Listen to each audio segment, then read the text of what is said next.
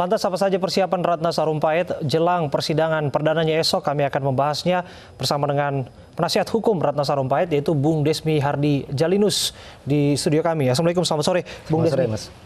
Dan juga di sambungan telepon kita sudah bergabung bersama dengan pelapor Ratna Sarumpait, yaitu Bung Jeffrey Silalahi. Selamat sore Bung Jeffrey. Selamat sore Abraham.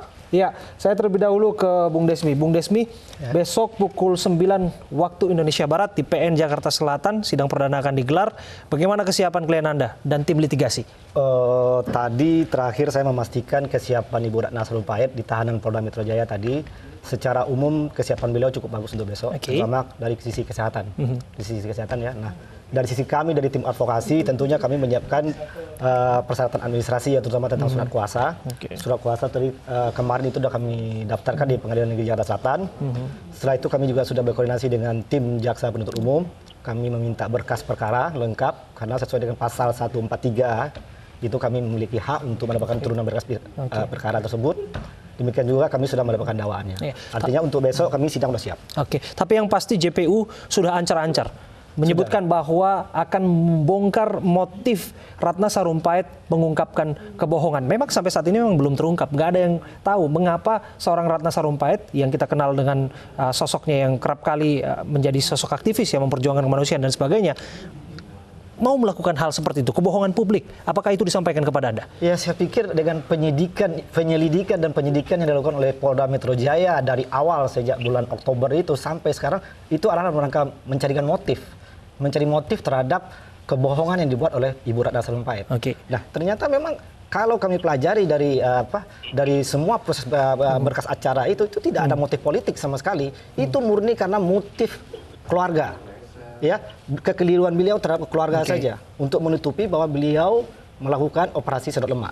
Hanya itu, tidak ada motif-motif lain. Jadi menurut Anda sesungguhnya tidak ada pihak yang dirugikan secara material dan imaterial atas kasus ini? Tidak ada yang dirugikan di sini. Tidak ada yang dirugikan di sini. Saya ke Bung Jeffrey jika demikian. Bung Jeffrey, Anda menyimak apa yang kami bahas di studio ya? Iya, saya menyimak. Jika demikian disebutkan tadi bahwa tidak ada yang dirugikan secara material baik imaterial terhadap kebohongan publik yang disampaikan oleh Ratna Sarumpait. Paling tidak netizen saja sesungguhnya, karena ini kan dilakukan di media sosial. Lantas mengapa Anda melaporkan ini pertama kali? Mengapa ini begitu urgent? Mengapa ini begitu signifikan untuk dilakukan laporan? Saya pengen meluruskan dulu sedikit. Saya bukan pelapor dari Ibu Ratna, tapi saya melaporkan Prabowo Subianto dengan Fadlizon. Itu dulu yang saya mau luruskan. Oke, tadi pernyataan kuasa hukum dari Ibu Ratna Sarumpait itu saya pikir terlampau naif ya.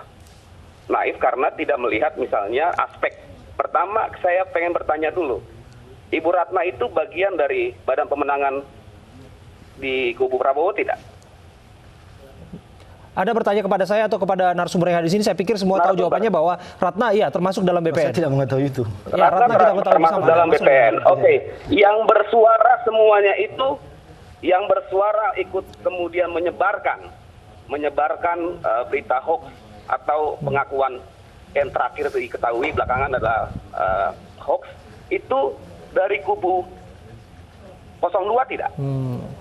Jadi yang ingin Anda katakan bahwa jelas ada motif politik di belakang ini semua. Sudah pasti ada motif politik. Jadi begini, itu fakta ya, fakta yang tidak bisa dipungkiri.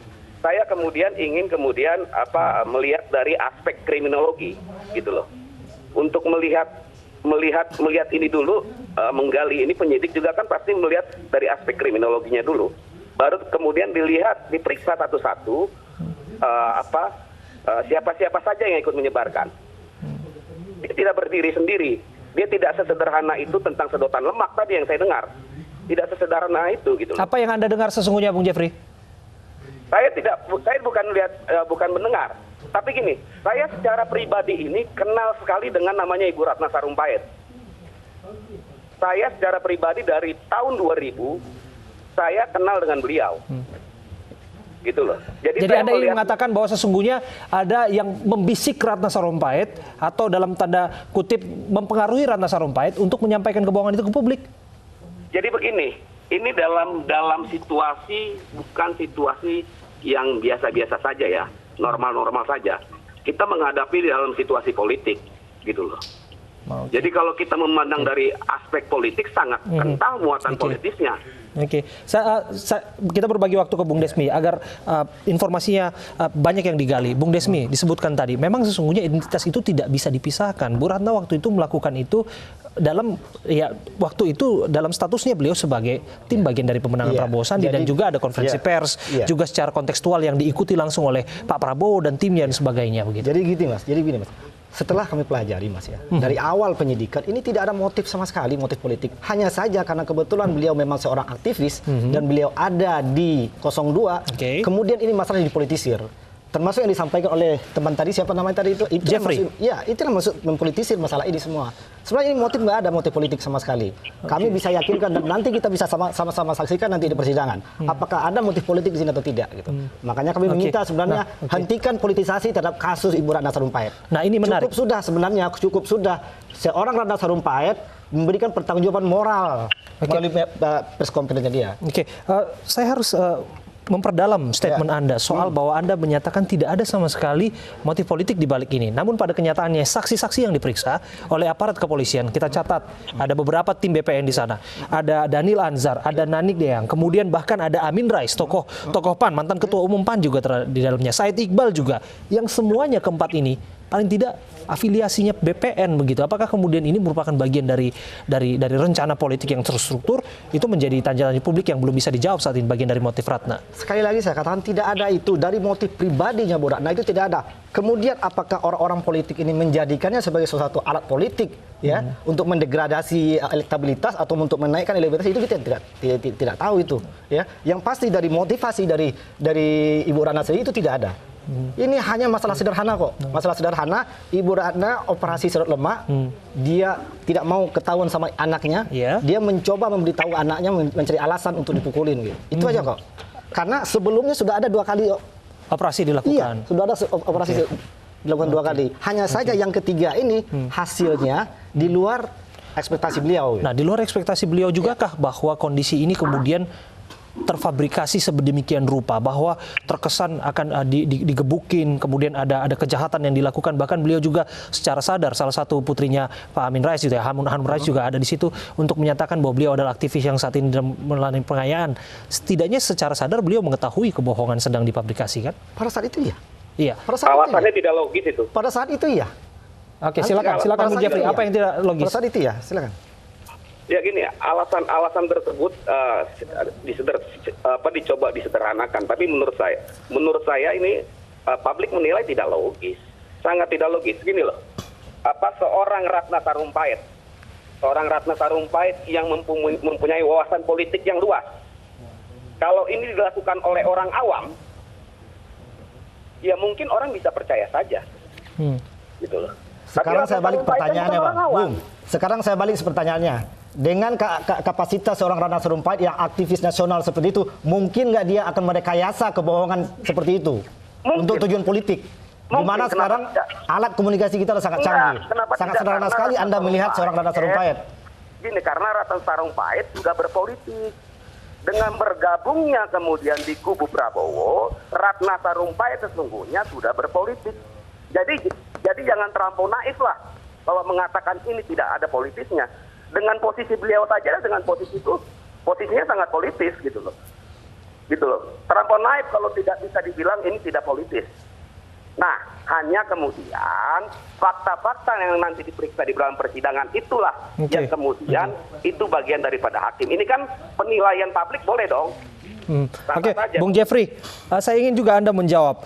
Bagaimana Anda membalas argumentasi bahwa perbuatan Ratna Sarumpait dianggap hanya merugikan timeline media sosial saja dan tidak menyebabkan pihak tertentu dirugikan secara material ataupun imaterial. Ini mencederai demokrasi. Artinya mencederai demokrasi. Ini kan kita dalam menghadapi tahun politik ya. Ini kan demokrasi rakyat. Rakyat sedang menggunakan hak demokrasinya. Gitu loh. Hak berdemokrasinya. Nah, kemudian ini dicederai dengan bahasa-bahasa dalam yang kemudian dibuktikan belakangan terakhir itu adalah hoax.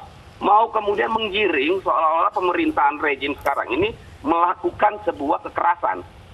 Kan itu yang dikampanyekan. Gitu loh. Itu tidak sesederhana kemudian yang dirugikan adalah misalnya netizen. Yang dirugikan bangsa ini. Oke. Yang dirugikan bangsa ini atas apa yang diperbuat? Saya nggak sepakat dengan itu, Mas. Saya nggak sepakat dengan itu, Mas. Karena gini, publik yang kemudian menafsirkan itu tanpa dari perbuatan dari Pak Ibu Ratna Sarumpait. Publik yang kemudian menafsirkan, bukan dari pesan yang disampaikan oleh Bu Ratna Sarumpait. Publik menafsirkan sendiri seolah-olah, seolah-olah dalam kasusnya Bu Ratna Sarumpait itu negara tidak hadir, kan begitu? Kita bicara coba objektif. Negara yang ini siapa? seperti itu. Negara ini siapa? Iya, itu pemerintah ada sekarang gitu. Ini kan juga kalau publik menafsirkan seperti itu, ini tidak berdiri sendiri gitu. Mungkin ada kasus sebelumnya yang menyebabkan publik bisa menilai seperti itu, sehingga masalah ini menjadi heboh. Kalau masalah ini sederhana kok gitu. Perangkatnya toh, perangkat negara yang menjalankan negara ini apa siapa? Pemerintah toh? Iya, pemerintah. Nah, ini penilaian publik ini tidak berdiri sendiri, Bung. Ya. Penilaian publik seperti ini tidak berdiri sendiri. Kita dengar pada saat itu kita masih ingat banyak kasus-kasus yang tidak terungkap. Itu. Tapi penilaian publik itu tidak digiring oleh status pesan yang disampaikan oleh Bu Ratna Sarumpait. Jawab dulu pertanyaan saya. Jangan bias dulu. Jangan bias ke yang lain. Jawab dulu pertanyaan saya. Yang dirugikan siapa? Oke, nanti kita jawab ya. Nanti kita jawab yang dirugikan siapa. Anda juga akan tetap bersama kami, Bung Jeffrey, Bung Desmi. Kita kembali saat lagi dalam Ini Sore. Tetap bersama kami.